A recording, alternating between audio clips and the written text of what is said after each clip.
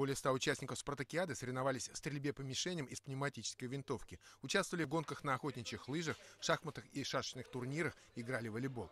Самым зрелищным видом состязания стало перетягивание каната. Острая борьба развернулась между фаворитами спартакиады, командой заповедника Шульганташ и спортсменами Уфимского института биологии Российской академии наук. Бурзянцы уже несколько лет подряд не уступали кубок соперникам. Однако на этот раз уфимские ученые одержали по очкам чистую победу в командном первенстве. Команд все становится больше и больше, и профессионализм игроков, это видно. Мы последние 2 года занимали первые места в общем зачете. Кубок у нас вот 2 последних, 8 и 9 спартакиады. А в этом году мы уже чуть-чуть сдвинулись. Цель спартакиады не только пропаганда здорового образа жизни и спортивная подготовка, но и привлечение внимания общественности к процессу развития биосферного резервата Башкирский Урал. И в данный момент она успешно достигается.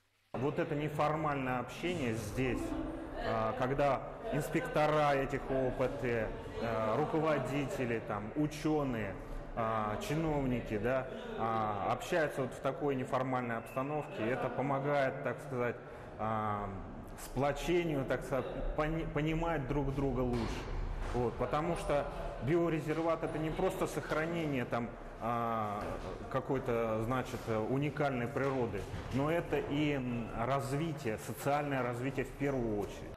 В тройку сильнейших в командном первенстве вошли сборная Института биологии, заповедника Шульганташ и Национального парка Башкирия. Спортивный праздник доставил огромное удовольствие и соревнующимся, и зрителям. Рустам Сираздинов, Башкирское спутниковое телевидение.